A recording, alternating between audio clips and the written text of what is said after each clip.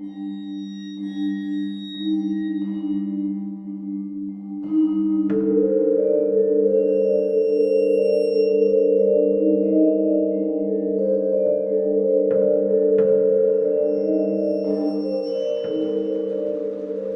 hello, and welcome to Al Dente Rigamortis, live from Mikey, the East Ends for Evil's basement.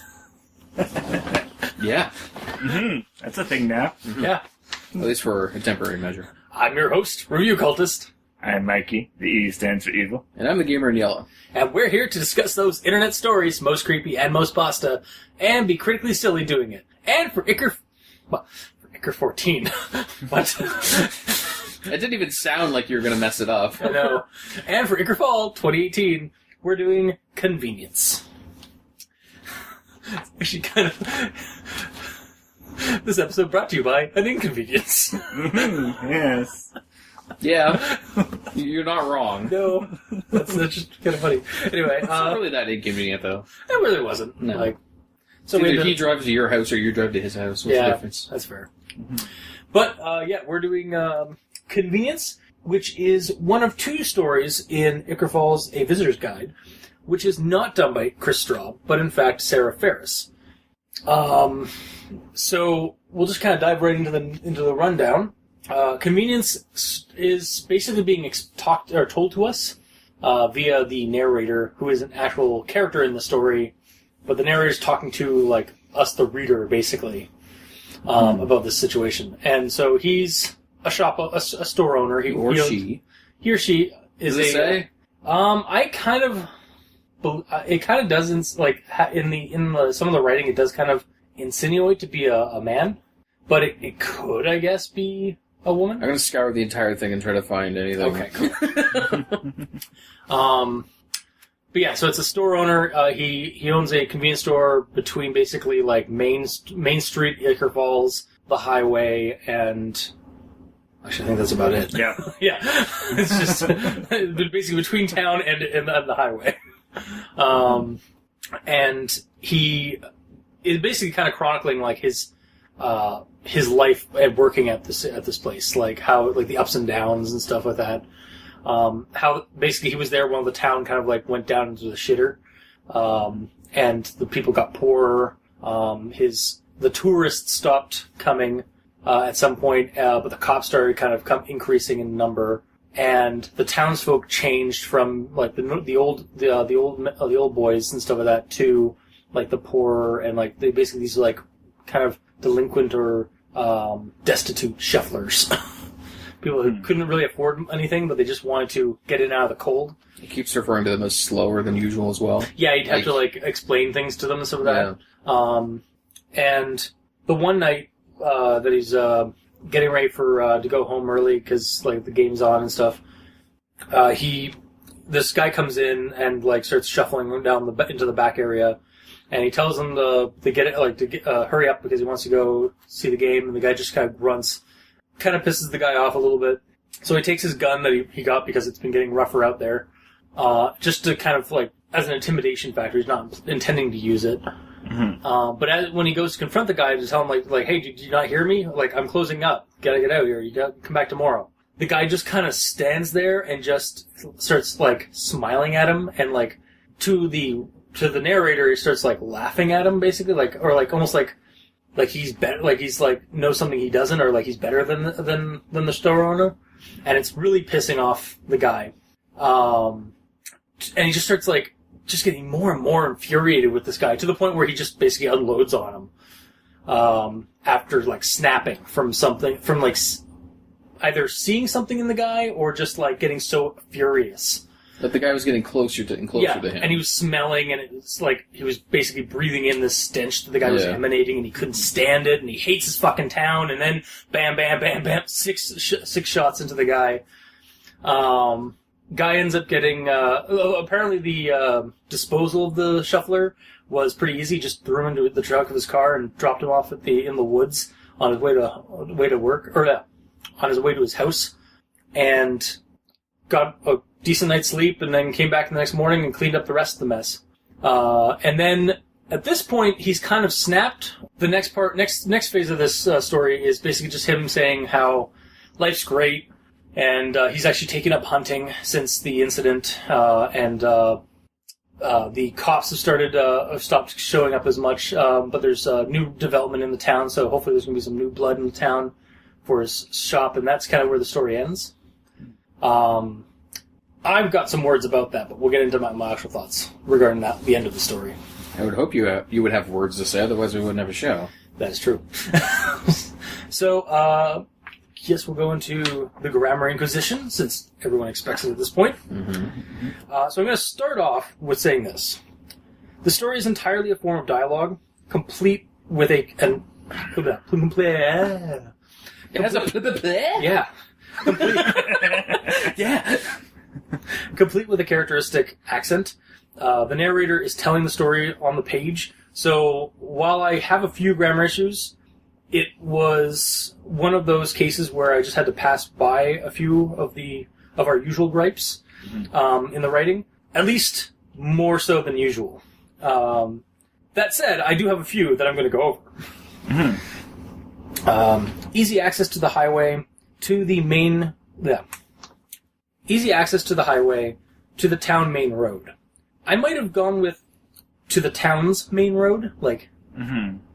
Just have the possessive put on the town, because it just seemed weird when I wrote like to the town main road. It just seemed like those were just separate words.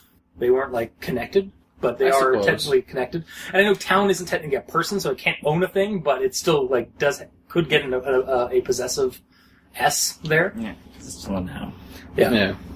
The next one I have is started carrying a .38 revolver in the store. Bodies gotta protect himself, doesn't he?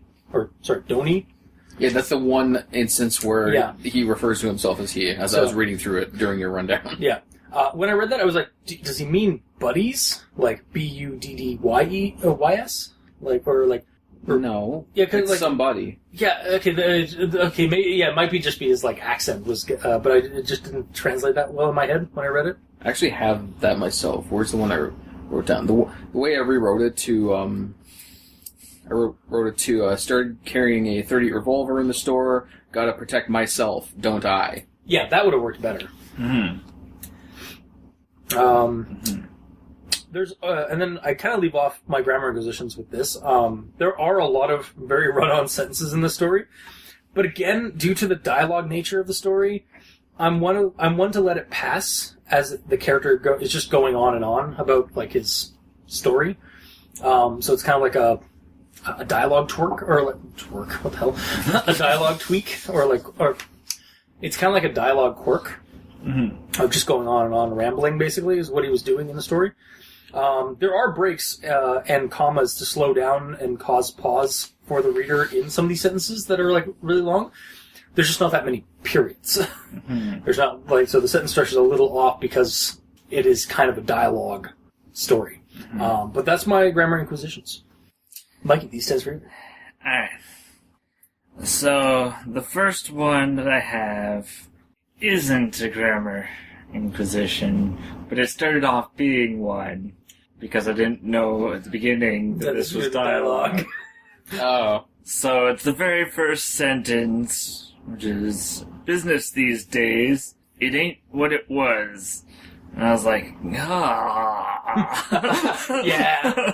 That accent. You think that's bad. Also, so you can check the story out. I should have posted I should mention this earlier.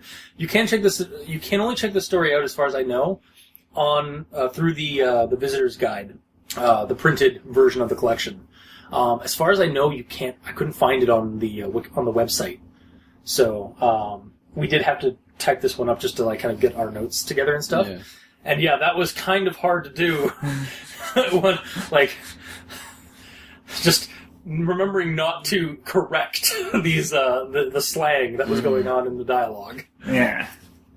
But until I realized that the whole thing was dialogue, Yeah. that first sentence was like, I'm in for one of these stories. The next one is, another year goes by like that.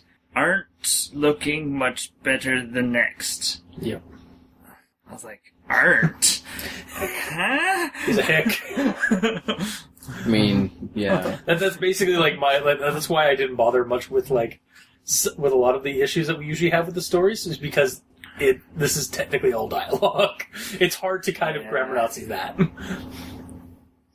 Alright. So the next one I have is, I grab my gun, not because I think I'll need it, but just to be safe. I feel it should be grabbed, because I'm intense. Alright, so the next one I have is a super run-on sentence. Yeah, I think I know that one too. It's a super one. I think I ignored it too. Is it this one?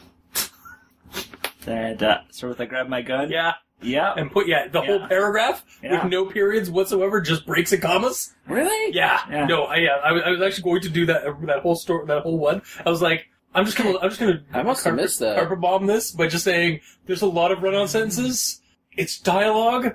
It's kind of fine because there's breaks in the commas and stuff like that, but there are no periods. Still dialogue. It's all if one someone sentence. is saying this to someone, and just rambling. They're dead at the end. Okay. They haven't breathed. No, they have been breathing because there are technically breaks in that story. Okay, in that guys. sentence. Yeah. The people at home don't have any context. So, Mikey, these stands for evil. Read out the entire thing as if you were talking to me and telling me this. I grabbed my gun and pointed at him. You get the hell out of here. You get. But he's still moving close to me. That stupid fat white grin closer. And the glint in his eyes matches the glint on my gun. And the smell. God, the smell is everywhere.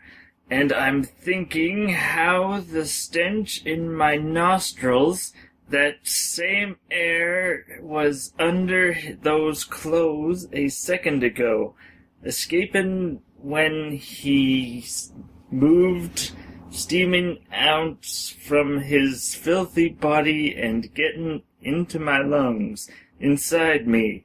And he's rubbing all the filth he carries with him, the filth he makes, all over my piece of shit store. And God, I hate this town and this place and him.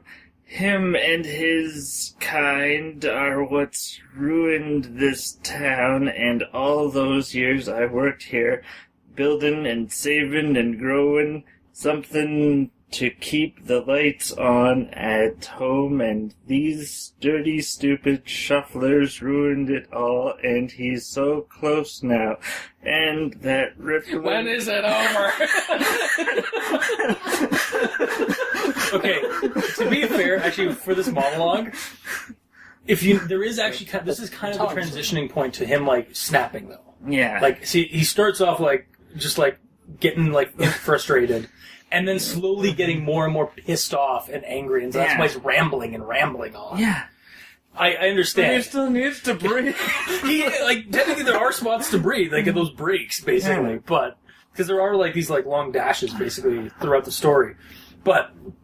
Yeah, there's no periods at all in that story, in that entire paragraph sentence. Yeah, not even at the end. It is one complete... Yeah, at the end? It literally ends off with one of those breaks, and then it just goes to the next one. So it's technically the same period, yeah. Yeah. No, I was going to say that's technically the same paragraph. Yeah, it would be, except he does have a capital, at the, he treats the next sentence paragraph as a new sentence, basically. So, yeah, it is a long... ass thing. I was going to actually reread it myself, and I was like, no, I understand why he's doing this. It's not grammatically right, but at the same time, it's fucking dialogue, and it's supposed to emulate the ramblings of a man about to go insane or about to snap. But again, he is bound by the same rules we are. No, he's not, because it's dialogue on a written page. So come here. Sorry. Him, the character, Hickman. Yes. John Hickman. He is bound to the same rules you and I, maybe not Mikey because he is a strange cosmic demon, but you and I at least, we have to breathe.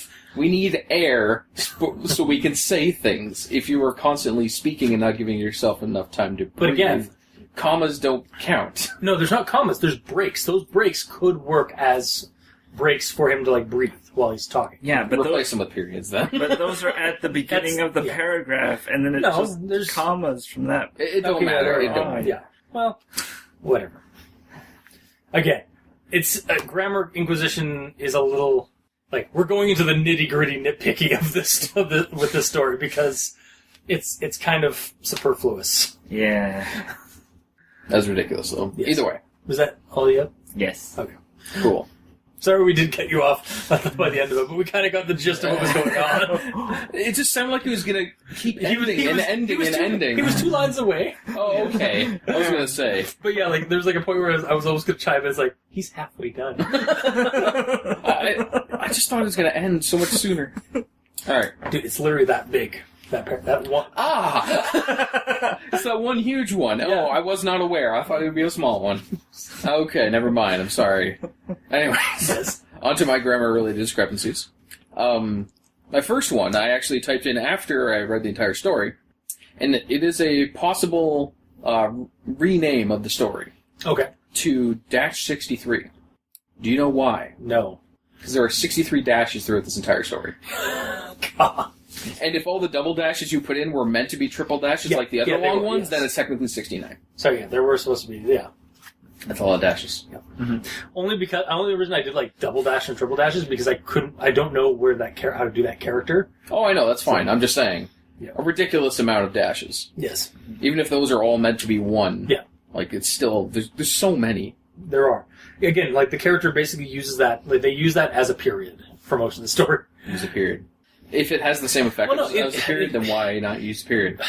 I don't know why, like I don't know 100% the full use of that dash, but it's basically to break up a thought process without using a period. It's like some kind of in-between. I thought that's a semicolon. It also works it's basically, it's a similar thing. You can do either or. It just makes it confusing. Yeah. Either way, I'll continue with these. I did not have the mindset of, oh, it's dialogue, I'll give it a pass. No, it does not get a free pass. If you write an entire story as dialogue, that doesn't give you just free rights to write it as jumbled or incoherently as you want. Actually, yes, it does. Sorry to say. Like, if you're trying to invoke an accent, which is personally... I'm not talking about putting IN on the end with an apostrophe. I mean just other things wrong with it. I'm not talking about accents. That's Okay. fine. It's just like the flow of it being weird and like entire paragraphs being one sentence. Like, that doesn't give you a free run at that. Okay. It's like a magical MacGuffin of writing. It's like, oh, well, it's all dialogue, so you can't... Well, like, that's why a lot of people don't do first-person perspective, like, or dialogue in a text, because you can do it poorly. But in your eyes, you're saying that you can't judge it. I'm not saying I can't judge it. Like, I did point out some things. I'm just saying it's hard to, like, go into, like, kind of like, because we'd be here forever if we were, like, picking away at this, like, 100%, because it's dialogue. It is meant to be dialogue, so it's meant to emulate a person talking to somebody else. Us, that other person being us, the reader. So I'm still like, fine with like us like talking about like the grammar and some of that. It's just, yeah, like that's where my stance is with like just carpeting over the like my opinions on the grammar is because like there's no point in going into all the nitty gritty bits of it because there's too much of it. the way I see it, if an entire story is written down, first person perspective, all dialogue, and it's not caring about punctuation and flow of a sentence and stuff like that, then it just kind of it makes it anyone else that is not writing full dialogue, they have a harder time at it because they have to be judged more because it's not all dialogue, and I don't think that's fair. So I'm judging this equally too as if it is not all dialogue. Right, that's fair. So the first two sentences in kind of annoyed me from the get-go, partially just because the amount of variety in the punctuation in such small sentences I felt is unnecessary. Like the sentence, moved here, back in, ellipses, don't even remember now, semicolon, it's been that long, period. There's 3 instances of punctuation in that very small sentence, when that could just be shortened down so much more. And then, figured, comma, town needs a convenience store, triple dash, hell, comma, the whole world seems to need more convenience stores, period. It's another short sentence with just a lot of punctuation in it, to an unnecessary amount. And I just think it's overkill for how short some of these are. Okay. That one we talked about. And then this one, the end of the... Hang on. Yeah, this next paragraph, I feel like it should have just been connected to the previous one, because it talks about the same thing. And he's talking about his store. And he's saying, I win, the town wins, works all around, period. And then the start of the next paragraph is, seems to work for a time, too. That the local's pretty regular. Like, he's still talking about the store, even though that was what the previous one was about. And then midway through that paragraph, he starts talking about something else. So it's not really grouped together. Gotcha. Then, life just crawls by when you got worries. Bills to pay, job after job, letting you go, getting fired or laid off.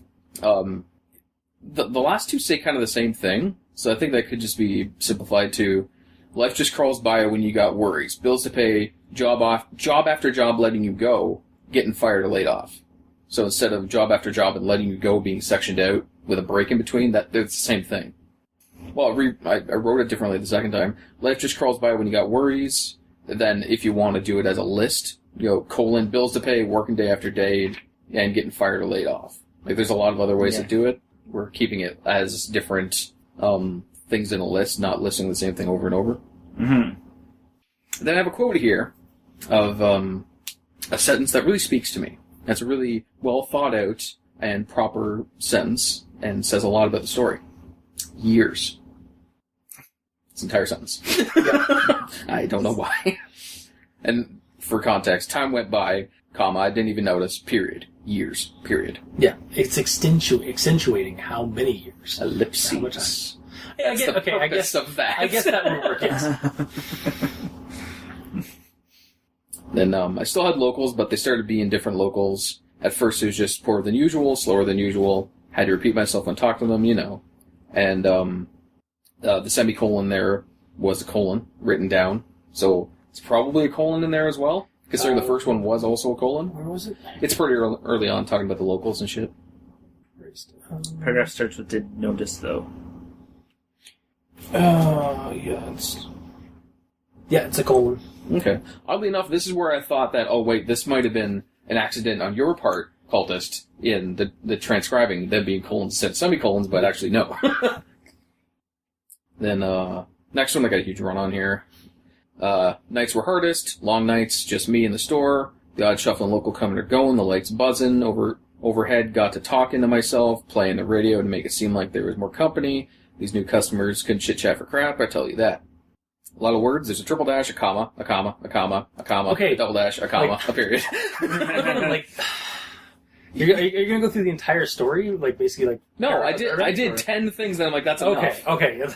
I was like, because like, I'm going to, like, he's just going through the entire paragraph, it's all dialogue, though. Like, it doesn't get a free pass. It kind of does, when it comes to this kind of thing.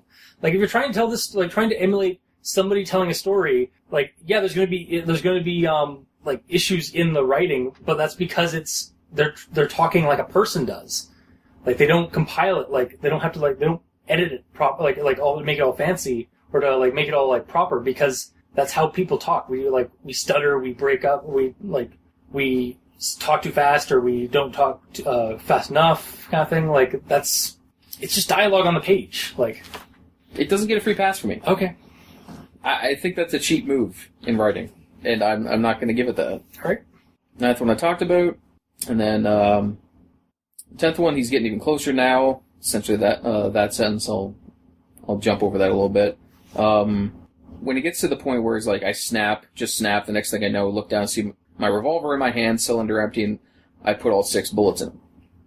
I read that completely differently the first time. Okay. I didn't realize he shot him until he said that he threw the body in the trunk of his truck. It didn't clearly say it to me, because I read that as, I looked at he was getting closer, I looked at my gun, like, I snapped, and I looked at my gun, and, like, it was empty. Then I put 6 bullets in him, as in, like, I popped open the cylinder and loaded it. Oh, you thought that, yeah. I thought he was talking about the gun as in... You didn't really, like, it's like, I went to fire, but I didn't have any bullets to fire. Yeah. So I missed. And I got sad, and I passed out. Woke up with a popsicle. No. But yeah, it's partially because of the accent with im, but if you're referring to someone else, wouldn't it be em as talking to him? Him? Hard to say. It doesn't solve the issue, but I'm just saying. It could still be him, as in, like... I am? Like, yeah, I am, because it's basically just getting rid of the H. Because he's talking too fast with the accent. So. Well, that's not nothing but... Because M, like EM, is usually, like, the fast accented version of them.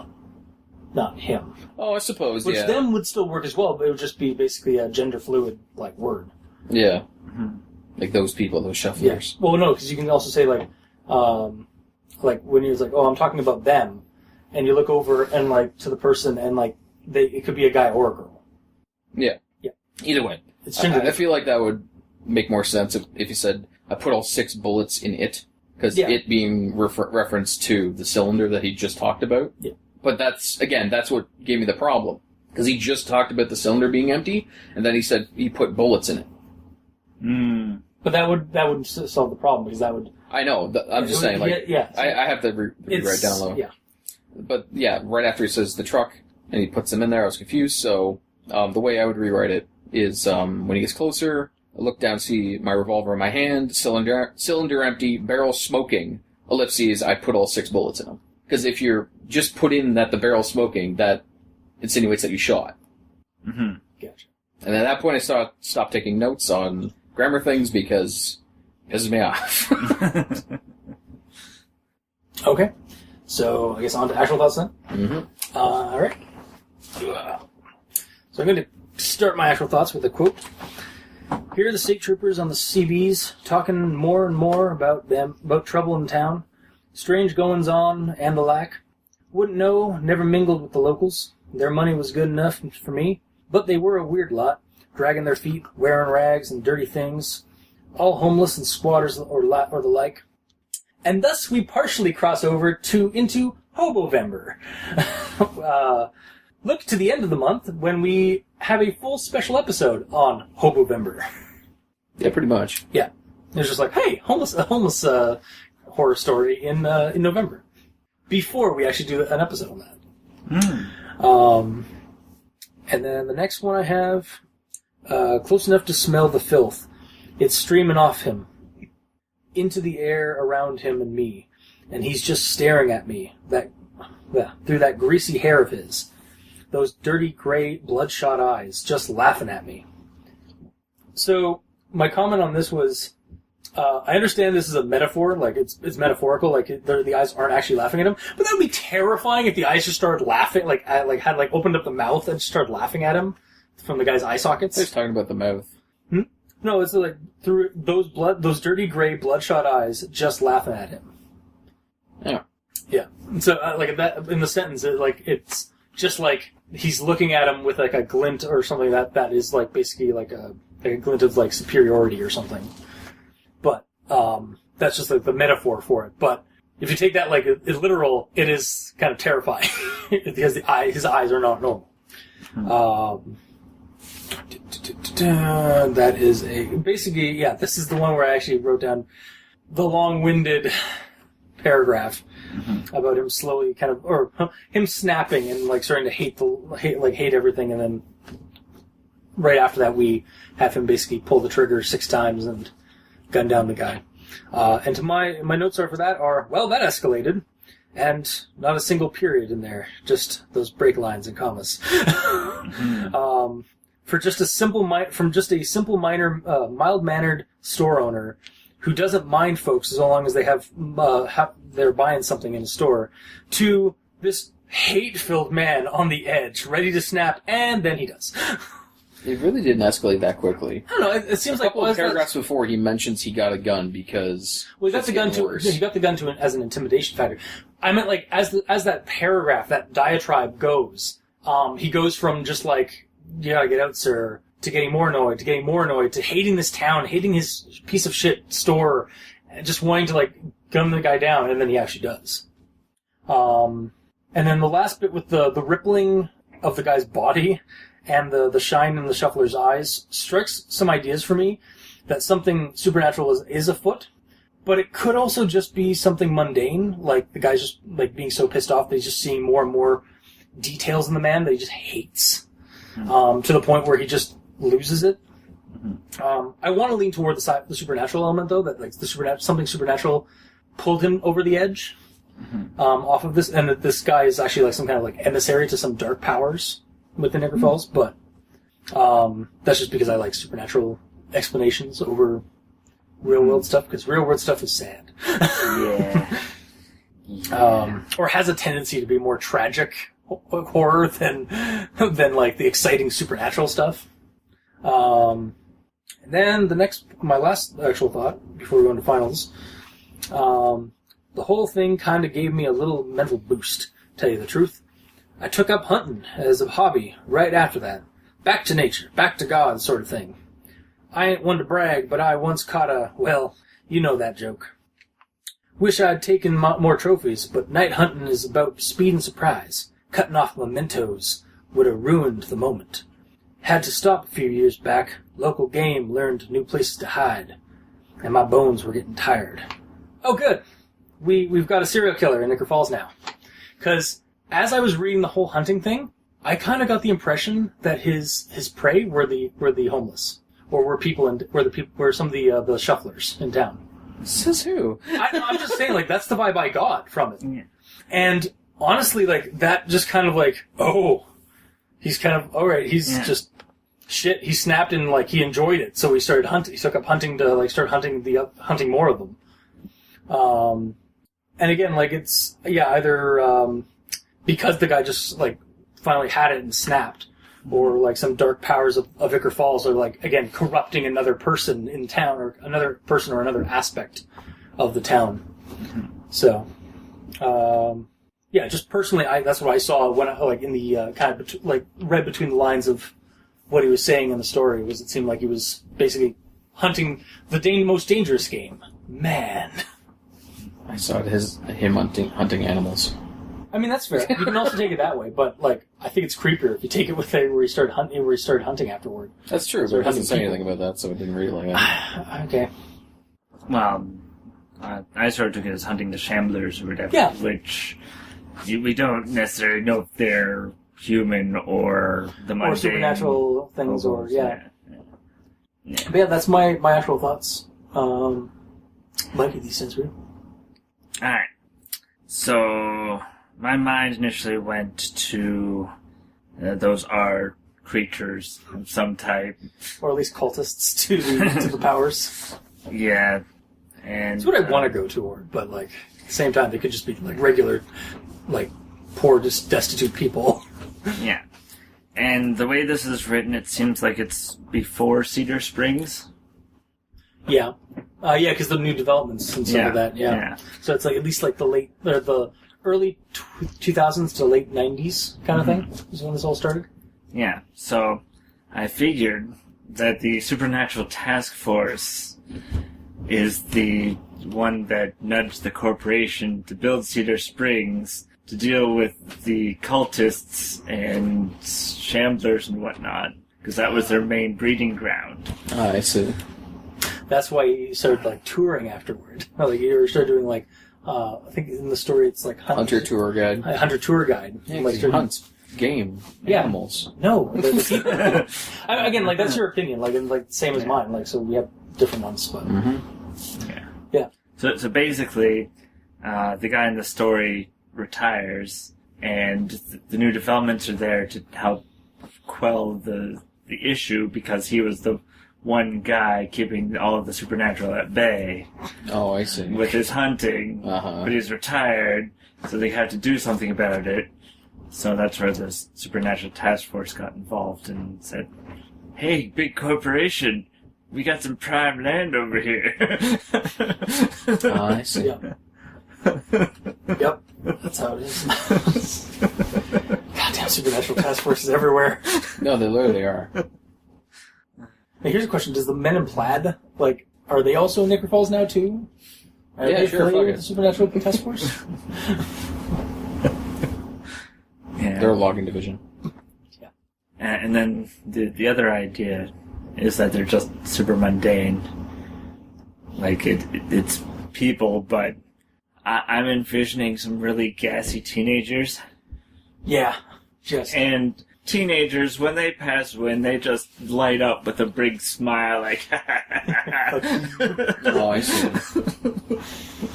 Or like when my one dog just like just bombs, like just air bombs at one place and then moves on. Yeah, that's why we're here this week, because your so your entire house is bombed right now. Fumigated my entire fucking house. Yeah. Yeah. So that was my main actual thoughts for this, was just looking at it in the supernatural and then looking at it in the mundane. Mm-hmm. So either he's a crazy serial killer, or he's a defender for the system. Yeah. Yeah, he's like the troll hunter guy from Troll Hunter. Yeah. Totally. Is that all your thoughts? Yeah. Okay. For me, I only got a few written down. As soon as I started mentioning the shufflers, were you guys scared, like freaked out by the way they moved? Not particularly. I was a little weird. I was a little intrigued by the guys just like the shuffler on the back was just like going in circles, and I wasn't sure if like he was like doing some weird like ritual circles or something like that, or just going around in circles in the aisle, but not particularly. Why? Well, I couldn't take them seriously at all. I just found them funny. Specifically, I hope this will load. Let me see if it'll load. I preloaded it before I came over here, so I hope it'll just play. It doesn't seem to be. No, probably isn't. Touch. Even though it preloaded on YouTube. Well, what was the video? Shit. Well, either way, I'll have to show you later. If I can just get out of this full screen mode. For those at home, Google. I can leave it in the description below as well. Yeah. Tim Conway's oldest man character from the Carol Burnett show. Because the way that he moves, I'll have to show you guys in person now. This is the way he moves everywhere. Oh, you thought you went to the extreme. Yeah. See, a shuffler, I just think of like kind of zombified, zonked out, that's a zombie, a great shambler. A shambler, but shuffler is the same. I don't know. Yeah, I guess shuffling your feet. Yeah. I don't know. I could see it being either way. They just shuffling their feet. They're just being really slow about everything. About all shuffling your feet is not lifting your feet up when you're walking. So they're just dragging, sliding. Basically. Then. Yeah. But I saw it Tim you went super silly. Partially because I've been watching a lot of Carol Burnett lately, just to catch up, because I never really watched it back in the day. But yeah, so I was immediately not scared of him. All right. And it's Tim Conway's fault. Yes. How dare you, Tim? How dare you? How dare you make me watch your videos? I know, right? Be influenced by them. Mm-hmm. And then after the murder of the guy, he says there wasn't much to clean up as I thought. I just tossed him in my trunk. Wouldn't you think to call the cops? No, he snapped at that point. So he's just he didn't. He did kind of. He said snapped, but I didn't take that as him losing his sanity. It's essentially this crazy monstrous guy is approaching him, so he got the gun specifically to defend himself from crime. Mm-hmm. So for all he knows, this guy is gonna shank him and rob him, so he shot him. Yeah. And then at that point, a logical person would call the cops, especially if it's a monster. So the body's there, I'm on the phone, cops, SNTF, come over here and see this, so they can see the body. Same time, though. Especially if it's not... the game. I'm just saying, Icar Falls is, I don't know, I lean toward the weird, sandblasting stuff over the mundane stuff, but... Yeah, in a normal world, you would call the cops, but Icar Falls is not a real world, it's not... Well, it's not a real world also, but it's not a normal world. No, but... It's just weird. I just wish the monster was described a little bit more, because we don't know if it's monstrous or not, because he didn't remark about it being monstrous. It's probably just a dude. Weird. But then he shot him, and then there surprisingly wasn't much mess, and that should have been weird, to the point that he would examine more and see what it actually is. And then he would call someone and be like, what the fuck? This is more important than the game, and rationale. Yeah. Fuck that. But the thing is, personally, he knows everyone, but also knows no one. Because he owns a convenience store, so We don't establish that he has any friends. Oh, so he doesn't, talk to the town. He doesn't know a lot of cops, apparently. Yeah, exactly. Yeah. The cops are his only friends, and then he doesn't talk to any of them about this. And they just dumps the body, and it's like, it's fine. No one will pin me as the murderer. Yeah. Mm-hmm. And then that's goes into my next point. It's way too much of a happy ending. There's 4 paragraphs of him just becoming a normal hunter. Okay. And it's if you take that route, if you just read it like I'll read the words the way I read the words that were typed to me. I know. And those words say that he after that he took up hunting as a hobby, getting back to nature. Yeah, continue. As a hobby right after that, back to nature and God. And then he says, I'm not one to brag, but I once caught a, you know the joke. As in, he's talking about he caught, some animal at some point. And then goes on later saying that, I know what that joke is now. What? At least for my point of view, to stay with, what I believe this, it's trying to say is, that joke. I was I once caught the most dangerous game. Man. Because that's the joke of that. But, yeah. Yeah, that's another part. I don't know specifically what joke they're talking about. Yeah, it's left for innuendo and open-endedness. Yeah, but if it's not told to me, I'm not good. That's fair. You're not going to like it. I understand. No, I'm not. And then at the end it says, I hired myself out as a hunter and tour guide. You don't go on a tour murdering people. That would raise suspicion, and people would be like, you're insane, I'm calling the police. Sure. Do you think he has it in the newspaper that, I run tour guides and kill the local homeless people around town. Call me if you want a tour and see me murder these people. Yeah, sure. It just makes no sense, so no, you're wrong. Okay. I will stay wrong then. Okay, good. You do that. And that's the end of my notes. Okay. You're going to hate my final thoughts. I hated all your thoughts. So awesome. So I'm going to leave off with the final thing on the story. Now that this redevelopment stuff has started, I'm glad to see the old stuff go. About time this city had some fresh blood, I say. For me, this ending has a double meaning. And I will just say that it is my personal belief, or my personal opinion on this, and apparently not many other people here. Either he is genuinely glad to see new business, or he's glad to see new prey. And that's part of the open-ended innuendo of the ending here that I found dreadfully enjoyable, was that it leaves off for you to speculate what the fuck's going to happen next in this town. And the dread implications of the story. Because again, I personally saw it that he was hunting people afterward. After he kind of got a taste for it. And honestly, it wasn't until he started talking about hunting that kind of the dread kicked in that the real monster of the story by the end of it was actually the store owner. That he had just gone, Iker Falls had corrupted another person in town. The dialogue narrative, I will say, with the accents, and again, the whole Mm-hmm. dialogue nature, it is a bit tasking at times to interpret or just read through. But it does give a bit of character to the person that's telling the story. And again, it does lead off, personally, it left off a sinister note, to this horror story that the character, is turned out to be the serial killer, or is the serial killer, moving forward after the incident. But that is my final thought before I kind of go into the last thing. But I'll let you guys do your final thoughts first.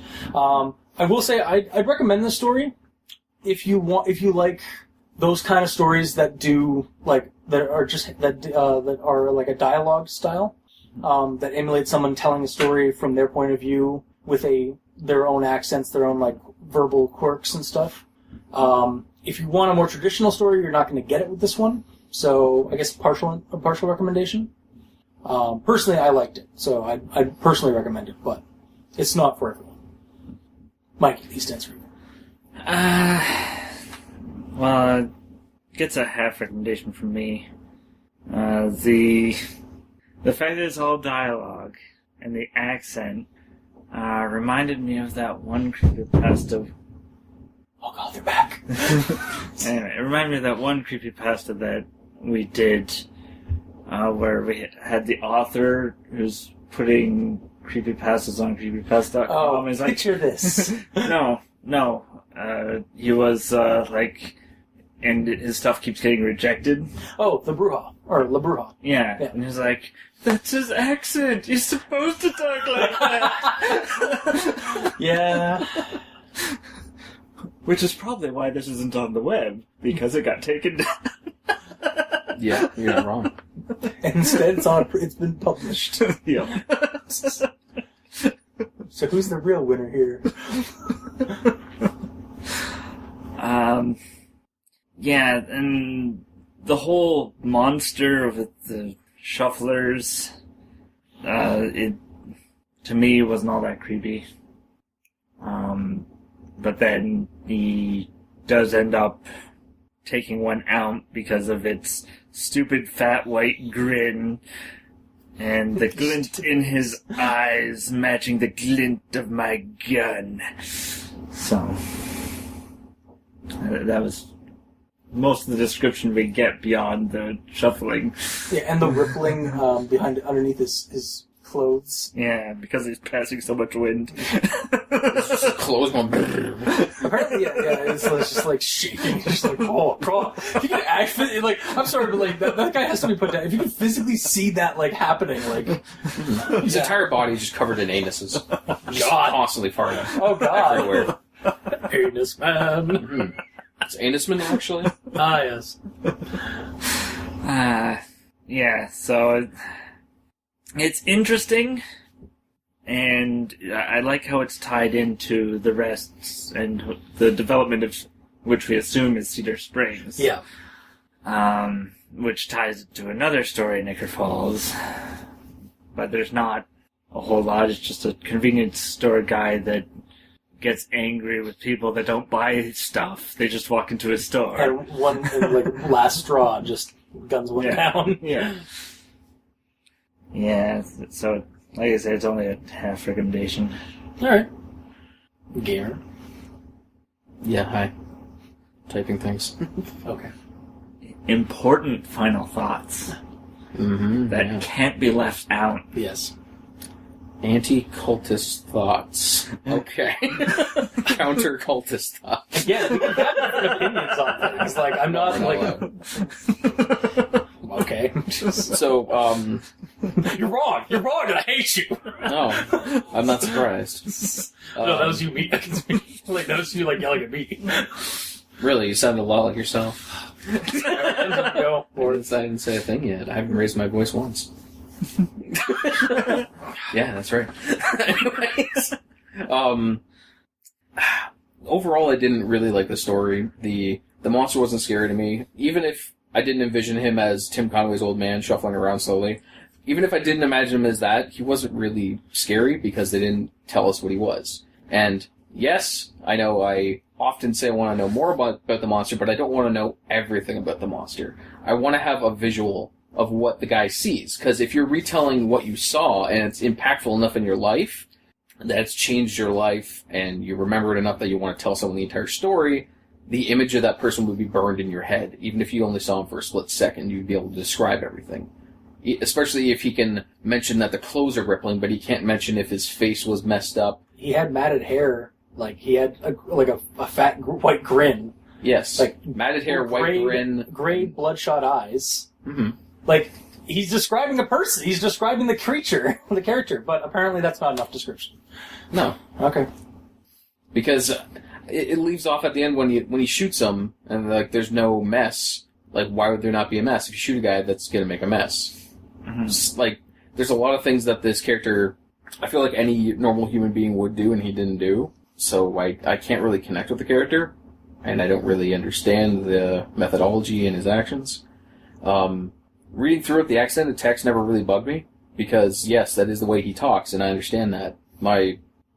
Where I got stumbled up through the story is just through, like, things being repeated over and over, and all the things I talked about earlier. I don't need to repeat it. Yes, he became a hunter, but he didn't say he took it up because he got a taste of killing, and he wanted to do it more. He specifically said, back to nature, back to basics, like, sure. He just kind of wants to, because, like, that's what it just says in the story. That's an opinion. And he had the gun to defend himself from the criminals that were getting worse and worse throughout the story, so he was prepared to use it. So when I saw him shoot the guy, well, after I realized he shot, because it wasn't clear to me immediately, I wasn't really surprised, because it was a slow build-up and you see everything happening. Then, yeah, that's about it. Overall, I didn't really like the story, though. I know it's dialogue, but it shouldn't get a free pass because of that, so I'm not going to give it one, and not going to recommend it, because I wasn't really scared of it, and the ending was too happy. Okay. Fair enough. Well, last thing I'm going to leave off before we end off the show. I do find it funny that this story is our second last entry, and that the next one that we are going to be concluding Ichor Falls this year with are the 2 stories in the Visitor's Guide compilation that were written by someone other than Kris Straub. And I think it was probably one of the earlier people to get in on that train, because there have been other stories of Ichor Falls written and submitted on the Ichor Falls website since this got published. Mm-hmm. And I think this person was either just a friend of Chris's or just somebody who liked the Ichor Falls stories that Kris wrote and decided to add on to it. Yeah, I just found that interesting, because we have kind of been doing spoilers. We have kind of been doing the stories kind of mismatch, not in the order that they are presented in the collection, primarily because we started that way. But I did find it funny, when we finally got to the last ones, they are kind of tied up to the last 2 that weren't by Kris Straub. Mm-hmm. So, with that, if you like what you heard, if you didn't, leave us a comment in the comment section below where it gets posted, whether it be on Kiwi6, Facebook, YouTube, or Tumblr. You can check us out on iTunes and leave us a rating and review. Every little bit helps.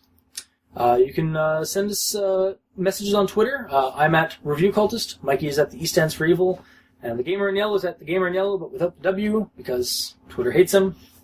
You can also leave us an email at aldenterigamortis@gmail.com. That's aldenterigamortis@gmail.com. Where you can also leave us suggestions for other creepypastas you'd like us to discuss on the show.